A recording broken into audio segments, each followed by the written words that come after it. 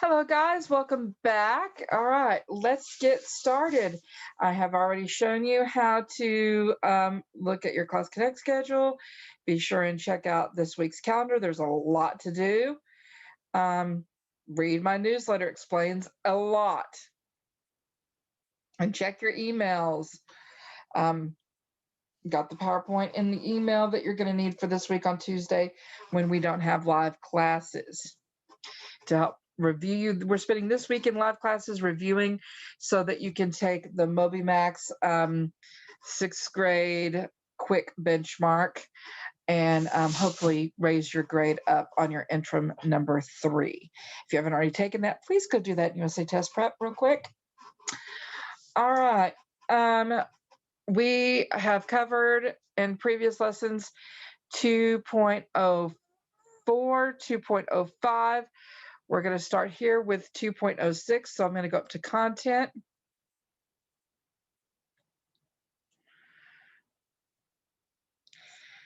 Unit 206, gather your information.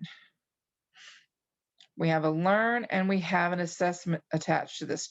Remember, this assessment will not only cover things that you learn in this lesson, but things you were taught in the 2.05 opposing point lesson as well. All right, let's get started with the lesson introduction.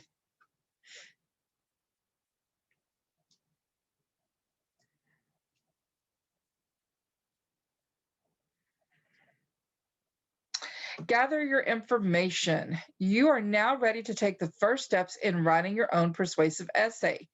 In this lesson, you will choose a topic and identify your purpose and audience. You will also read some suggestions for doing research on your topic. Go to slide 2. And there you're going to find your student guide. Please always download those. It goes over your lesson objectives. It gives you materials. In this case, we have a graphic organizer, and sometimes it gives you important vocabulary terms that you need. So we're going to open this one up.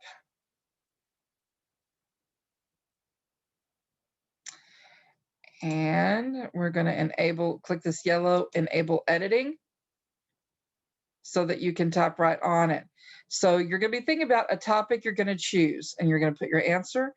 What is going to be your purpose? What are you trying to persuade me? Who's your audience going to be? Well, obviously me, your teacher, maybe your peers and classmates. A list of the information you will need for the essay. What are some automatic facts and things that come to your head that you might want to do some further research on to help use to support your topic and your viewpoint on the topic? Ideas about where you can find the information you need. So do you need to go to the library? Do you need to look in your big universe? Do you need to use Google and Google something from a reliable source on the web? All right, I'm just going to move that over here. All right. In fact, I'm going to move that on my second screen for now till we get to it. All right, let's move right along. So we go back to this tab and click the forward arrow to go to Module 2.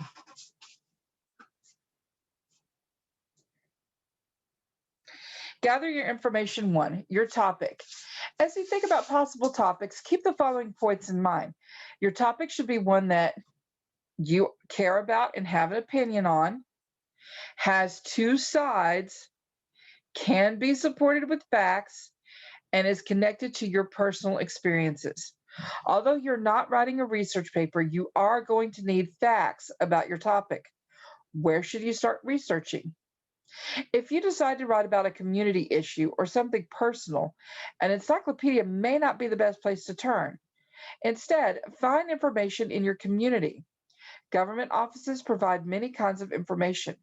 Most agencies have brochures and fact sheets to give to the public. For example, at the planning department, you may be able to find out about local environmental issues. Slide 2. Where to search? A public library is a rich mine of community information too. You're likely to find news clipping files as well as back issues of local newspapers. The library probably keeps copies of all local publications and local government reports. Additionally, it's likely to have a collection of books about your region. Best of all, reference libraries can give you valuable ideas on where to do more research. All right, anytime you see one of these, you know what time it is. Time to open up that review document. So we're going to start a new review document, and it's opening up on my side screen. We're going to do a blank document. I'm going to title this ELA 2.06 review. And I'm going to go ahead and save it. So file, save as, this PC. And again, I'm going to title it ELA 2.06 review. And click save. All right, I'm going to go ahead and arrow down one more time, put my number 1, and I'm going to copy my question and paste it. Oh, again, I'm used to doing my Control V, Control C. I don't want to do that this time. I'll make this one a little bit bigger so I can undo that. Right click. I prefer to right click and copy it that way. Now I do want to take this number 2 out because I need my answers. And in this case, we're going to have more than one answer. So select all of the possible sources for information you might use for the thesis. Our community needs a larger public pool. Would we look at Parks and Recreation Department that manages the present public school? Would we talk to swim coaches? Would we look at attendance figures for people who use the pool? Would we look at a company that cleans and maintains private pools? Okay, I'm going to guess this would be a really good source. Maybe talking to some of the swim coaches and look at attendance figures. Woohoo, I got all those right. So once you check your answer and you know the correct ones, you'll have to copy these one at a time. I'm sorry. Copy, paste. I'm going to go ahead and tab this in and copy and paste and tab this one in, copy and paste. All right, there you go. I'm going to hit the back arrow key, arrow down one. Oh, maybe I don't want to arrow down. I'll put number 2 and tab, and it'll automatically fix it how I want it. Oh, and I don't want to do that. I just want to leave. Oh, no. Give me a second. Okay, we're back. All right, go to the next slide. Slide 3. Oh, hold on. I didn't do all my work there. Pick the arrow to go to the next question. Select all of the possible sources of information you might use for this thesis. It's a mistake to feed the raccoons, deer, and other large animals that appear in your backyard. Which ones would be good to research? A magazine article on plants that attract birds to gardens. Books on the habits of these animals in the wild. An educational video on what happens when wild creatures move into suburban areas. A county brochure on how to keep deer out of your garden. Click all that apply. Check your answer. Once you know all the correct answers, copy and paste the question and all correct answers into your review document. Pause the video if you need to. Come back when you're done. All right, now that you've got that copied and pasted, let's go on to the next question. Select all of the possible sources of information you might use for this thesis. Stop throwing things in the trash that might still be usable. Interviews with people who work at the community dump. People who work in department stores. Brochures from agencies that need donated articles. Or a book on recycling. Click all the ones that would be appropriate research places for that thesis. Pick your answers, check them. Once you know all of the correct answer choices, please copy and paste the question and correct answer choices into your review document. Pause the video if you need to and come back when you're finished. All right, now that we've got all of those done, let's go on to slide 3. Using multimedia sources. Print sources can be a powerful tool in gaining knowledge and supporting your argument. However, print resources are not only sources available to you. Speeches, movies, television documentaries, images, and radio are all possible sources that you can use throughout the research and writing process. What are multimedia sources? Think about your answer. Let's check and see if you're right. Multimedia refers to any source that uses a combination of forms to communicate its message. Multimedia sources will use a combination of text, audio, video images, and interactive elements to build a story. Multimedia sources are everywhere and can take many forms. They are presented spoken, recorded, and shown. They are often dynamic and interactive. Sometimes they occur live and require viewers to be engaged in the moment. There are a number of ways that multimedia sources can be used as evidence in persuasive writing. 1, a speech can provide quotes and information. A speech can also serve as a primary source. Documentaries and radio programs can provide quotes, valuable statistics, and data about important topics and issues. 3, images can help readers visualize information and can help you illustrate your claims. 4, interactive multimedia sources like interactive websites and podcasts can provide relevant information about your topic. Multimedia sources are just another tool that you can use to gain new knowledge and develop stronger and more compelling arguments. Back up to the top. Forward on to module 3, or module 2, sorry, module 2. Choosing a topic. It's time for you to choose a topic for your persuasive essay. In order to get started, ask yourself, what point will I be trying to make? Who will be my audience? Where can I find information to support my point of view? As you're choosing a topic, it may help to brainstorm some ideas. Start by asking yourself, what are some subjects I have strong feelings about? Here's a list of ideas that might help spark your interest. What is a facility that you think your community needs? Should young people be required to do community service? Why or why not? Should all families have a pet? Why or why not? Next, do a quick search of the internet to see what information is available on your topic. Make sure you are able to find reliable information about your topic. Unfortunately, Wikipedia is not considered a very reliable source. Google can help you find a reliable source, but Google in itself is not a reliable source. Once you have completed your brainstorming and chosen a topic, fill out the Choosing a Topic graphic organizer. Use your graphic organizer to stay focused on your topic as you work through the writing process. So here's our graphic organizer. Let me pull it back over. Again, brainstorm. You may, before you write down this answer, what you're going to talk about, brainstorm some ideas. Perhaps my topic's going to be the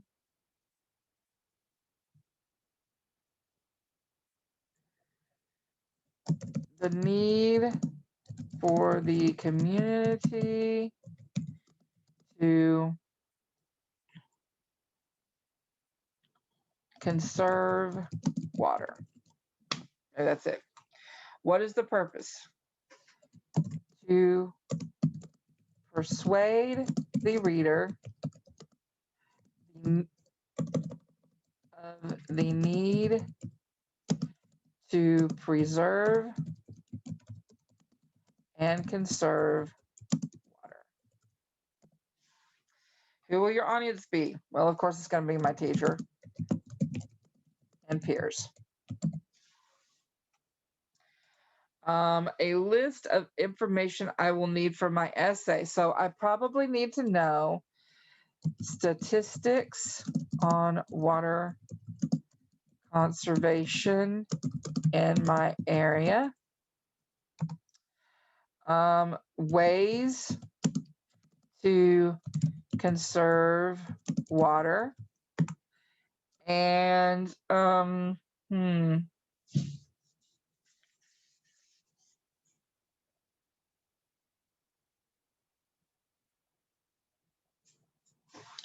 Let me put statistics and facts on the benefits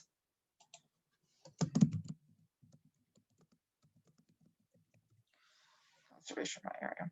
And just, let's not, let's make it a little bit more broad, not just the benefits. Let's just leave it as water conservation, because we want the good, the bad, and the ugly. We want the good things, we want the bad things. Try to think. I'll have to keep thinking on that one. Spend some more time on that if you need to. Ideas where you can find this. Well, a great resource, of course, is going to be, for the one I'm doing, the Erath County Water Conservation, I want to say society. Anyway, it's an official building, water conservation. Talk to them, and that'll be a good place to find facts. The library. Ooh, I thought of something. Maybe rainfall totals.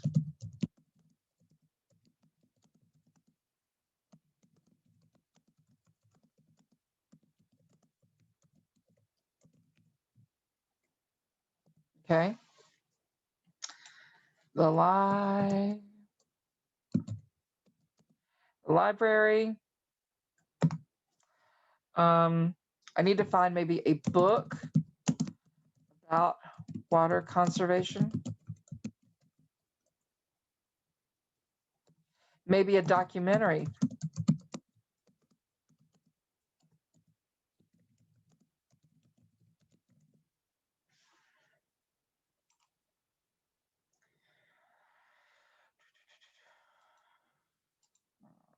I left out the I.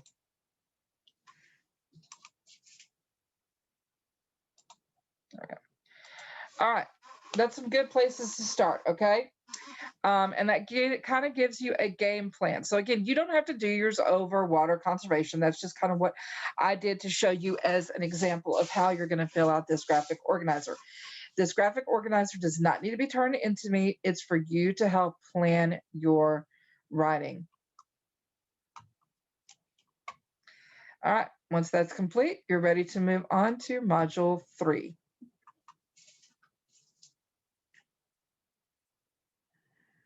Starting your research. Now that you have selected your topic, it's time to begin your research. Make sure you have a parent or teacher approve your topic before you do too much of your research. So yeah, it would be a good idea to just kind of drop me a line going, hey, I think I want to do mine over this. And I can tell you, yeah, that would be a fine topic, or you might have trouble writing over that. Work your way through the following steps as you gather research for your persuasive essay. 1, gather research on your topic in an organized manner. Note cards in a spiral somewhere.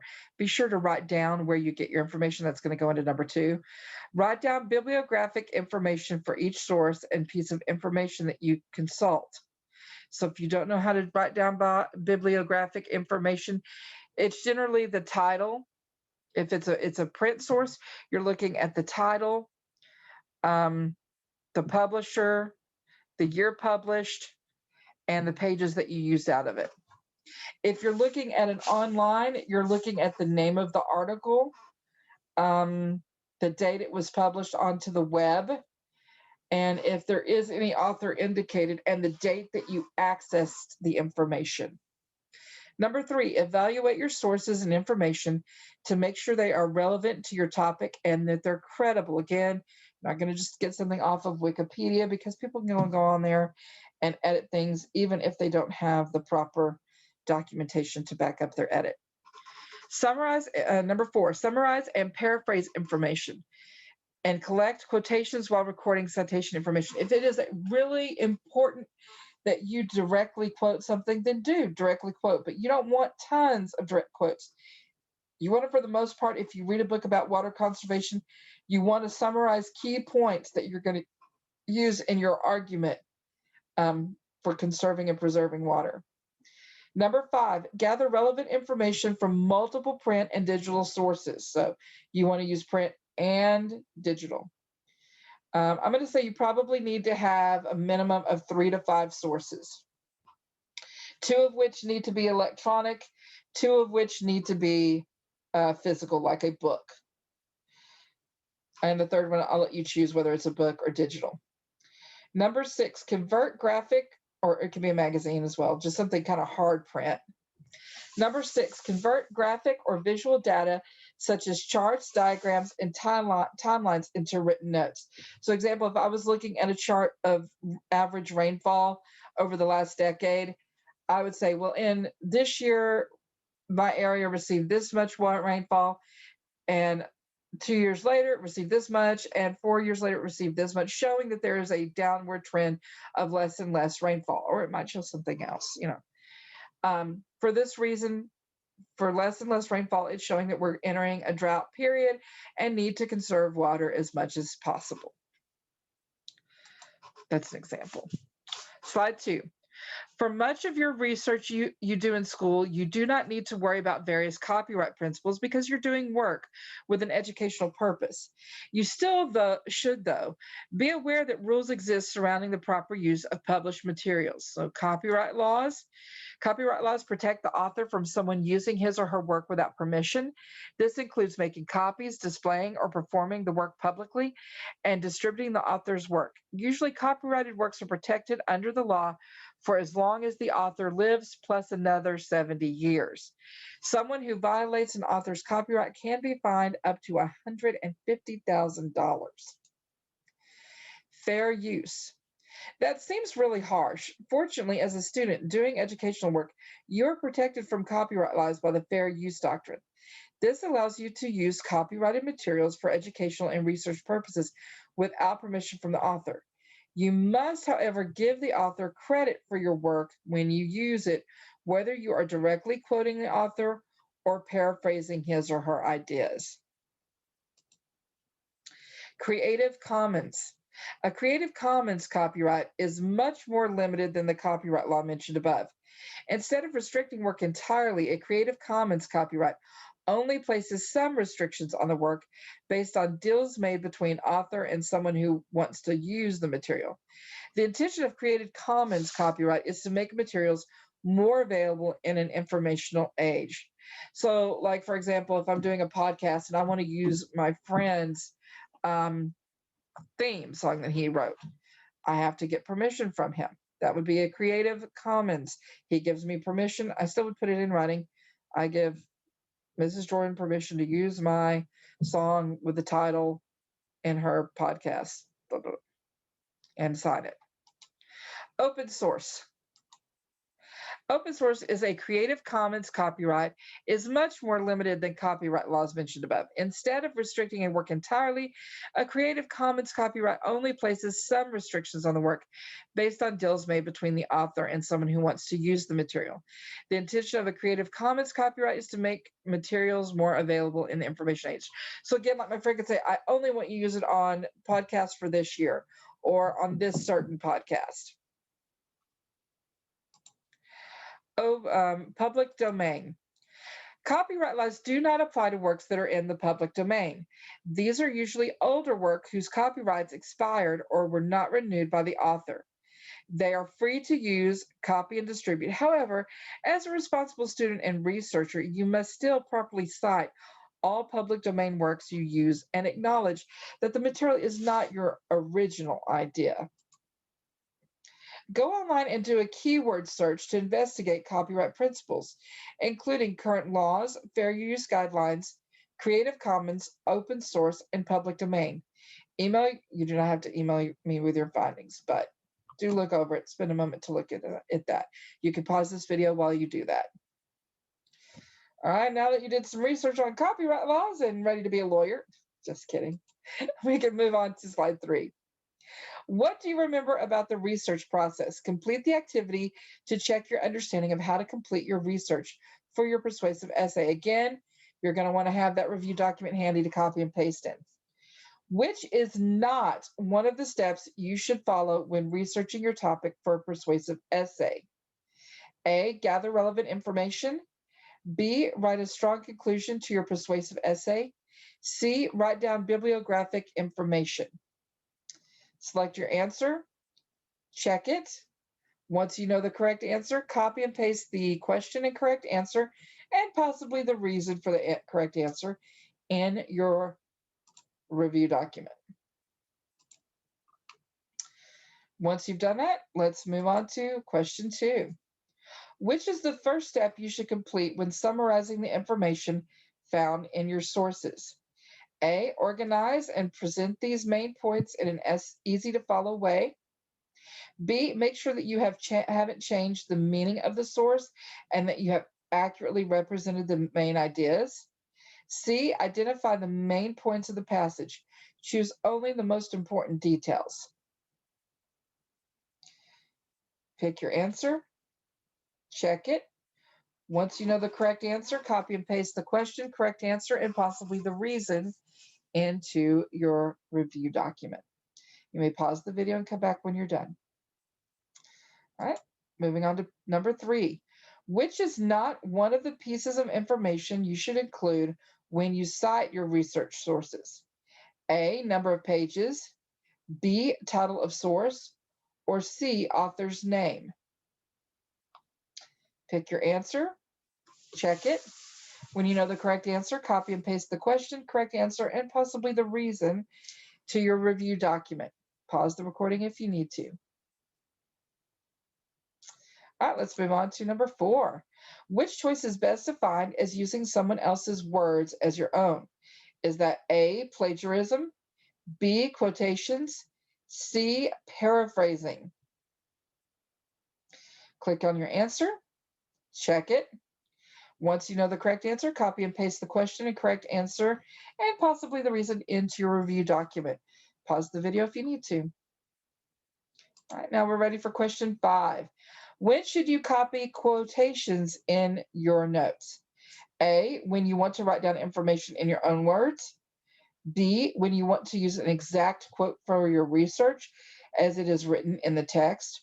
Or C, when you don't feel like changing an author's idea into your own. Choose your answer, check it. Once you know the correct answer, copy and paste the question and correct answer and possibly the reason in your review document. Pause the video if you need to.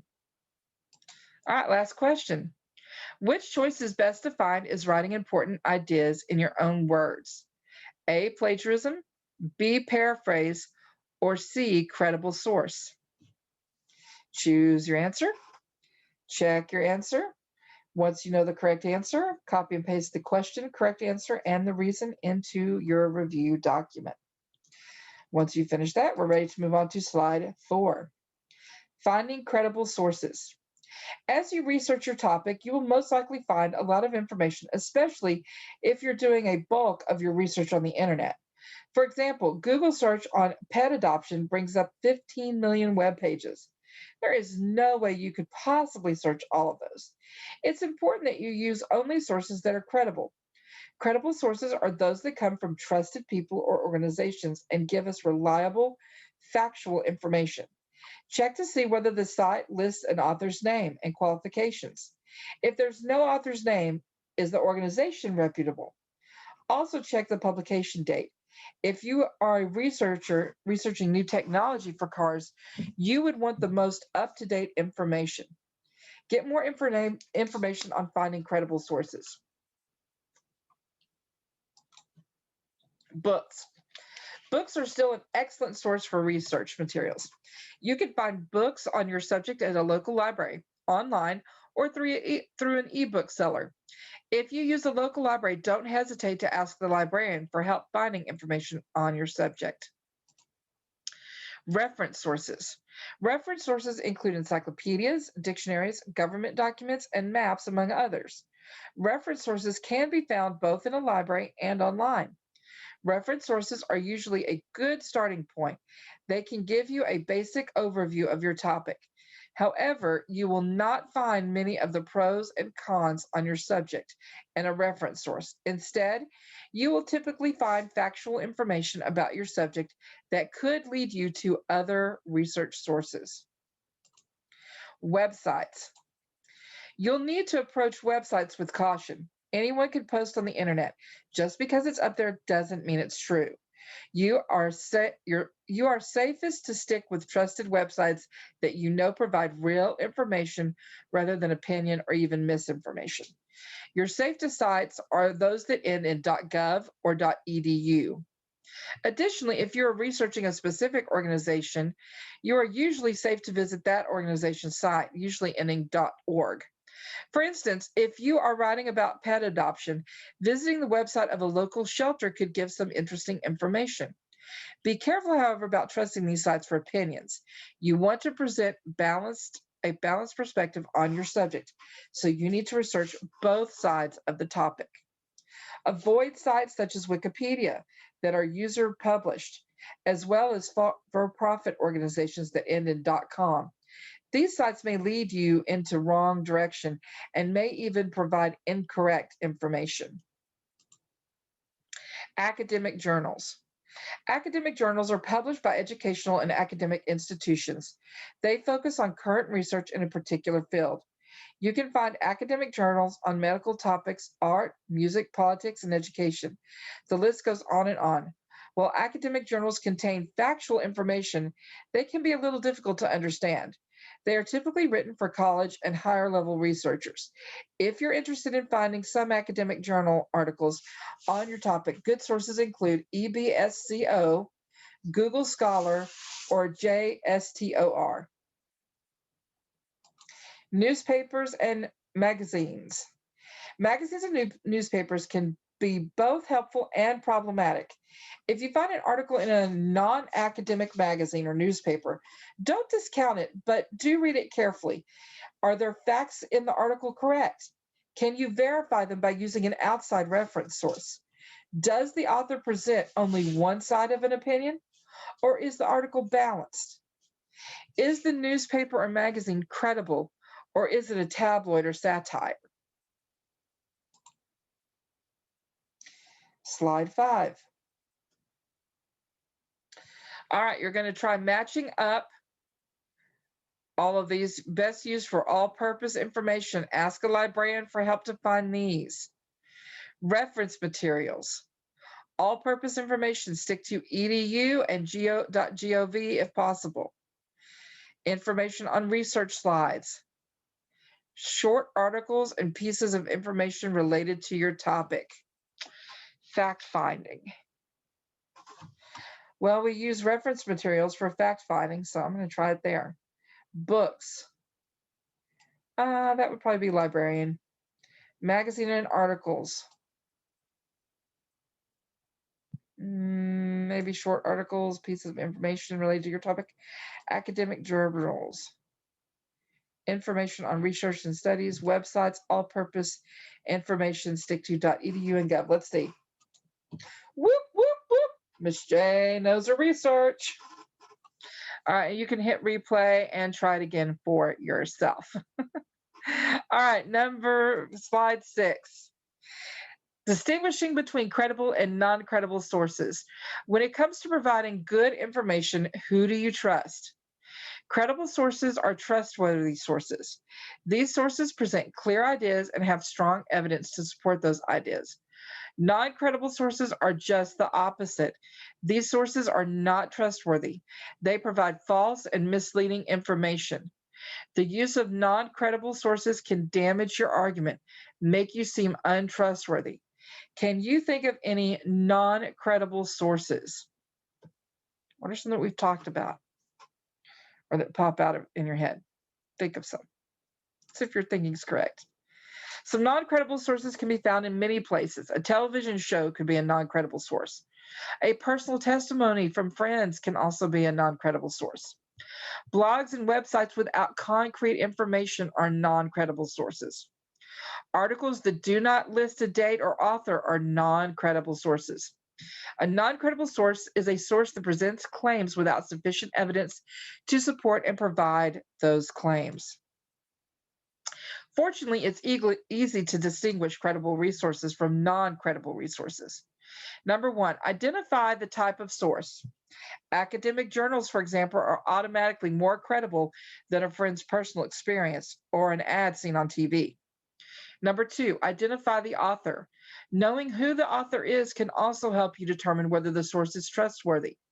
A credible source always lists the author along with the author's background and credentials. Number 3, identify when the source was published. Credible sources list the date of publication. Knowing this can also help you decide how relevant the source is to your argument. Number 4, identify the author's claims that the evidence the author uses to support those claims. Credible sources use strong, concrete evidence in the form of facts, quotes from experts, statistics, and data. Non-credible sources rarely provide concrete information. Number 5, double check that the information found in your sources is correct and reliable. Credible sources use information that can be checked and confirmed. Non-credible sources may use information that is incorrect or misleading. Number 6, carefully review the author's references. A credible source lists where its information came from. Number 7, examine the language the author uses. A credible source is professional and objective. Non-credible sources are often biased and use language that is unprofessional and offensive. Number 8, consider the tone. A credible source is unbiased, fair, and objective. Non-credible sources are often biased, relying on an emotion to defend their arguments. It's fine to use some of those to look at to see how you should write your persuasive essay, but be careful about including their facts, okay? Remember, credible sources contain reliable information, are clear, and have a professional tone and appearance. Use credible sources ensures that your essay is also professional, reliable, and effective. Slide 7, working with your sources. One of the most important skills you can learn when writing a research report is how to effectively use your resources. It's important that you know how to locate, evaluate, and keep track of your research material. When you stay organized while you research, the actual writing of your essay goes much more smoothly. To find appropriate sources, number 1, check the bibliographic information. Before you begin reading a source, evaluate the bibliographic information presented in the citation. This will tell you whether the information is even worth reading. When you check the citation, pay attention to the author, the title of the article and website, when it was written, and any key words that stand out. Make sure the information is from a credible source and that it is relevant to your topic. Number 2, evaluate your sources as you read. As you read, you should continue to evaluate your source, checking the following. Citations. Who did the author consult to get this information? The intended audience. Who is the author trying to reach? The type of information. Is the author presenting fact, opinion, or propaganda? Evidence. Are the author's ideas and opinions backed up with facts? Number 3, use a mixture of print and internet sources. As you evaluate your sources, make sure you choose the appropriate sources for your topic. Print sources usually provide credible information with clear citations. However, print sources may not be the most timely. You may need to use the internet for the most up-to-date information. Make sure you use a mixture of each in your research. So, as I suggest, if you have shortened written assignment, then use 3 sources, one from the internet, one from a hard copy like a book, and then one you can choose which one it comes from. And then if you do not have reduced written assignment, please try to get 5 minimum sources. 2 of those from the internet, 2 of those book, hard copy, magazine, something like that. And then the 5th one can be of your choice. You will submit a complete biography with your rough draft and final persuasive essay. Okay, you're not submitting, well, your bibliography is going to be attached to your essay. It's going to be in the Go formative with it, okay? Slide 8. A note on plagiarism. Plagiarism occurs when you use author's words as your own. Sometimes students plagiarize material without even realizing it. Anytime you use an exact quotation from a reference source, you must copy it word for word and cite that source. Anytime you use information that is not general knowledge, you must cite the source. This is why it is important to keep track of where you're finding your material. Is a citation needed? There are 50 states in the United States of America. Do we need to cite this? This is common or general knowledge, so no citation is required. Number 2, Christopher Columbus arrived in America in 1492. Does this need to be cited? This is also considered general knowledge. Most school children in the United States know this fact, so it does not need to be cited. Number 3, North Dakota produces many products such as drum wheat, livestock, and honey. This is not general knowledge and would need to be cited. Record the source information, such as the URL where you got it from, a paraphrased summary of the information from your source. When in doubt, cite the source for your information. Better safe than sorry. Teachers and school policies vary, but be aware that there is generally a serious consequence for plagiarism. Some possible consequences are failing grade on the assignment or a failing grade in class. In some schools, especially colleges, students can be expelled for plagiarism. I had a friend in college that accidentally plagiarized. She really did not intend to, but she did. And she was removed from that English class and had to retake it again, which in college you have to pay for each of your classes, which meant she had to pay for that class again. Number 9, gather your information. Keeping track of your information is critical. As you find appropriate sources, it's essential that you keep track of what information is contained and where you found it. Number 1, decide on where you will record your information. You can choose how to organize your information, but you will need an effective, consistent method for keeping track of both information and where you got it. You can use note cards or you can start a Word document. And each time you have a source, go ahead and get that bibliographic information in there. You can worry about alphabetizing it for your final copy later. Just get the bibliographical information in there. Number 2, summarize the information in your material. Remember that writing a summary takes 3 steps. Step 1, identify the main points of the passage. Choose only the most important details. Step 2, organize and present these main points in an easy to follow way. Step 3, make sure that you haven't changed the meaning of the source and that you have accurately represented the main ideas.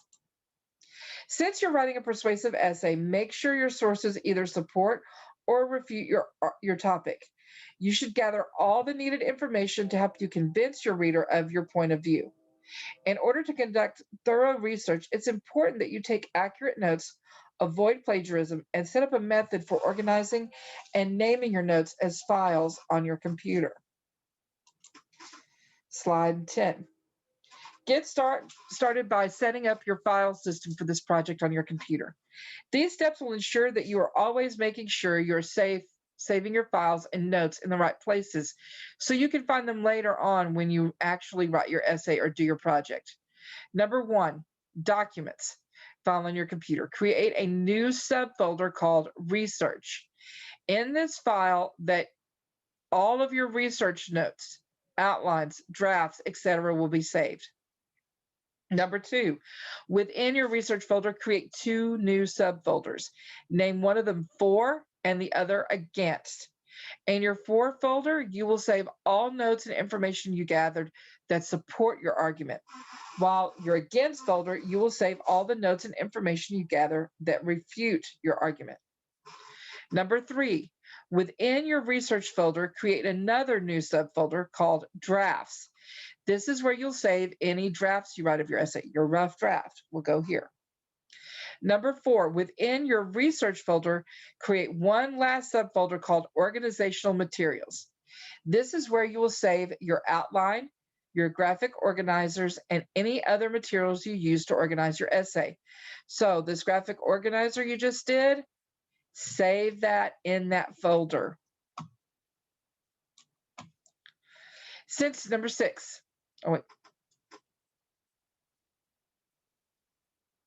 Number 5, finally, save the document and any other informational handout simply in the research folder for easy access.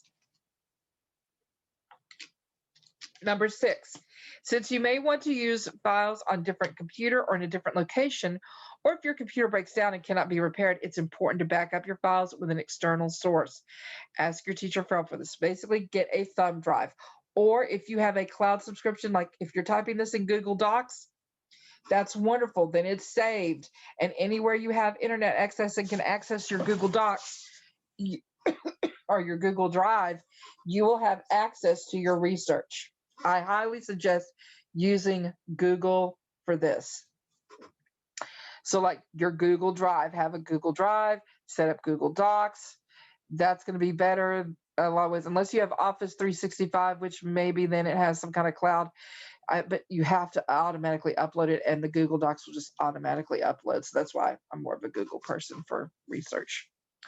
By creating this hierarchy and folder structure, now it will save you time and aggravation locating files and information later. Once you set up your file structure and send a screenshot of it to your teacher for feedback, you can do that if you wish, at least show your learning coach. Note taking. Once you have started gathering credible sources, you will need to take notes on the information you find. Note taking is an important part of the research process. A great way to take notes accurately and keep them organized is to take notes electronically using your computer. Use the list function on your word processor. Makes taking notes easy, efficient, and well organized.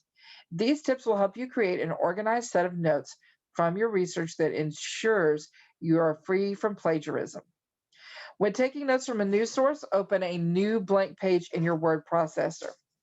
Type the bibliographic information at the top of the page. Create a new bullet list in your word processor. As you read your source, type the main ideas and information in your own words next to the bullet points. For example, George Washington was an American political leader, military general, statesman, and founding father who served as the first president of the United States from 1789 to 1797. He led patriot forces to victory in the nation's war for independence. Original source. American political leader, victorious general in the war for independence, founding father, first president of the U.S. from 1789 to 1795. And notice that it's in bullet note form. Once you have completed all of your notes from one source, save your file into the correct subfolder. If your source supports your argument, save this document in the for folder. If your source does not support your argument, save it in the against folder. Use the following style to name your file to stay organized. Name of your source, _for, and name of your source, _against. For example, New York Times _for, or Washington Post _against. Your word processor will automatically insert the correct file type. Add tags and labels to your files as your teacher sees fit to make organizing your folders even easier. It seems like a lot, but following the above steps and tips will make conducting your research go by much more smoothly, allow you to stay organized throughout the process, and make sure you're not accused of plagiarism. It will also help you in the future as you continue to conduct research and examine new digital organizational ideas. Slide 12. Read. Take notes on your sources. Read. The first step to good note-taking is to read your source.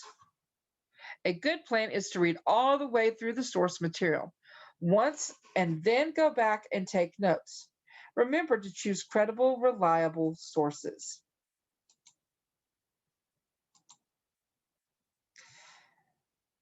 A good way to keep track of most important information is to highlight your source. Of course, if you're using a borrowed book or reference material, you should not mark in your text. If you are using a printout form of a website or a book that you have purchased, go back through your reading and highlight or mark the most important ideas. Paraphrase. Most of the information you record in your notes will be paraphrasing or writing with ideas down in your own words. Any information that you will not use as exact quotes should be paraphrased. A good way to paraphrase is to read the information, then look away from the article while you write down what you just read in your own words. So, source material. Encyclopedia Britannica, Human Society of the United States. The HSUS was founded in 1954 by former members of the American Humane Society, an organization established in 1877 to promote the humane treatment of children and animals. Their paraphrase, HSUS, founded 1954, offshoot of American Humane Society, 1877. Quotations. Sometimes you will come across a quotation that you would like to use in your writing. In this case, you must be careful to copy the quotation exactly as it appears in the source and cite where you got the material.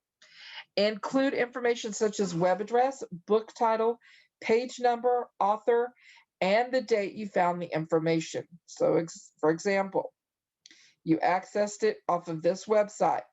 You accessed it on February 1st, 2014. And you copied this exact quote and this exact quote. If it was a book, there would be page numbers. All right, we are ready for Module 4.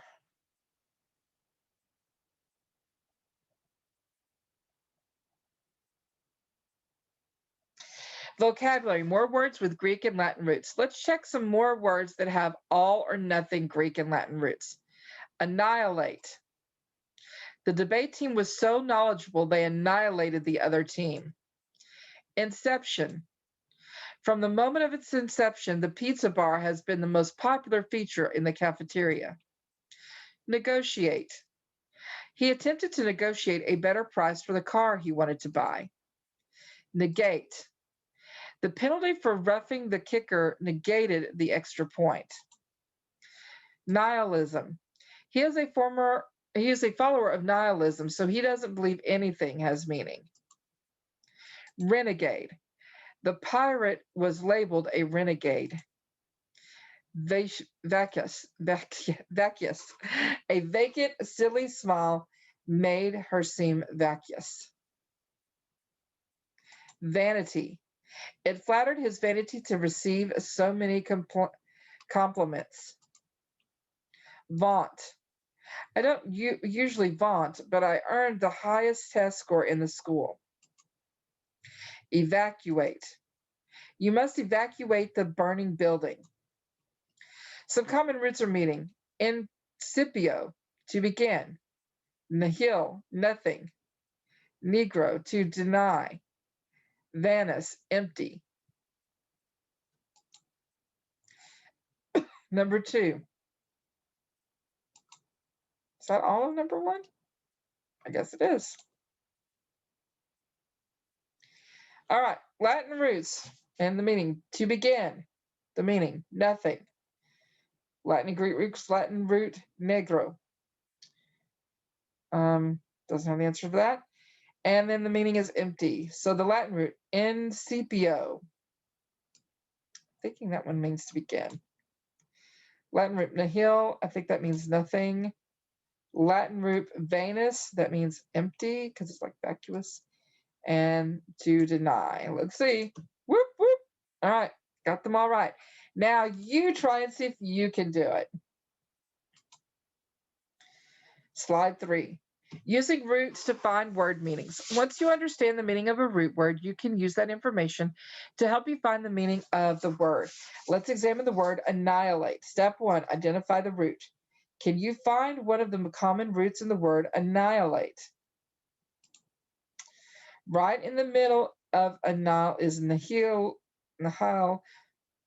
which is the root. Step 2, identify the meaning of the root. What is the meaning of the root word nihil? The root nihil, as you've seen, means nothing. Step 3, add the root into the word and look closely at the contents. Let's say you found the word annihilate in the following sentence.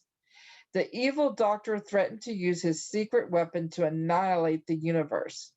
You know that the root annihilate means nothing. Based on this context, what does annihilate mean? Based on the context, annihilate means to turn into nothing, to destroy. Slide 4. Identifying Greek and Latin roots. Practice identifying the new Greek and Latin roots used in vocabulary terms. Again, Have that review document handy to copy and paste into. What is the root or meaning of empty of the word vanity? Itty, Aeneas, or Venus? Pick your answer. Check your answer. Once you know the correct answer, copy and paste the question, correct answer, and possibly the explanation or reason for the correctness in your review document. Pause the video if you need to. All right, now that you're back, let's go on to number 2. Which word is from the Latin root meaning to begin? A, renegade, B, inception, or C, holocaust? Click on your answer, check it. Once you know the correct answer, copy and paste the question, correct answer, and reason in your review document. All right, now we're ready for number 3. What word comes from the Latin root meaning nothing? A, obliterate, B, annihilate, C, exterminate. This one's kind of tough. Pick your answer, check it. Once you know the correct answer, copy and paste the question, the correct answer, and possibly the reason in your review document. Number 4, what is the meaning of the root word negate? A, to deny, B, to close, C, to begin. Click your answer, check it. Once you know the correct answer, copy and paste the question, correct answer into your Word document. Which word from the Latin root meaning empty? A, negate, B, nihilism, C, vaunt. Click on your answer, check it. Once you know the correct answer, copy and paste the question and correct answer and possibly the reason into your review document. Which word is from the Latin root meaning to deny? A, incipient, B, negative, C, aperture. Click on your answer, check it. Once you know the correct answer, copy and paste the question correct answer into your review document. Which word is from the Latin root meaning to begin? A, aspiration, C, incendiary, or D, incipient? Click on your answer, check it. Once you know the correct answer, copy and paste the question, correct answer, and possibly the reason into your review document. What word comes from the Latin root meaning nothing? A, negative, B, anarchy, C, nihilism. Click on your answer, check it. Once you know the correct answer, copy and paste the question, correct answer, and reasoning for the answer in your review document. Evacuate means empty a place, usually for safety reasons. Which Latin root means to empty? A, nihil, B, negro, C, Venus.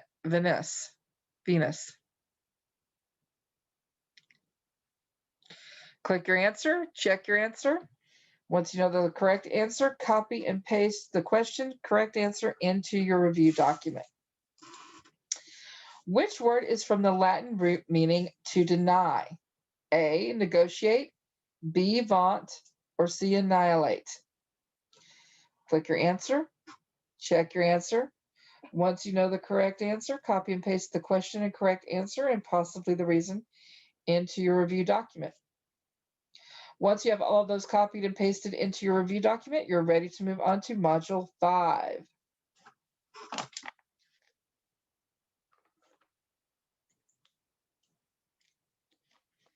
Lesson check. Check your knowledge. 2 key steps in writing a persuasive essay are choosing a topic and gathering your research. Answer the following questions to check your knowledge. Number 1, what should you consider when choosing a topic for a persuasive essay? Think of your answer. Let's see if you're right. Your topic should be something that interests you. It should also present a relevant idea on which you are able to persuade people of your point of view. Your topic should be something you're able to find information about, and it should be something that your audience will be interested in understanding. Number 2, what should you think about when choosing sources for your persuasive essay? Think of your answer. You should consider sources that are credible. You should also search for a mixture of both print and digital materials. Further, you should make sure the sources for your topic are timely. And those are pretty recent from when they were published. Before you complete the quiz, review your work so far and make sure you've completed all activities. This is your chance to review. So have any documents pulled up from, remember, 2.03 as well as this lesson. When you've got all those pulled up and that article, Obama's speech pulled up, then you are ready to take in the quiz.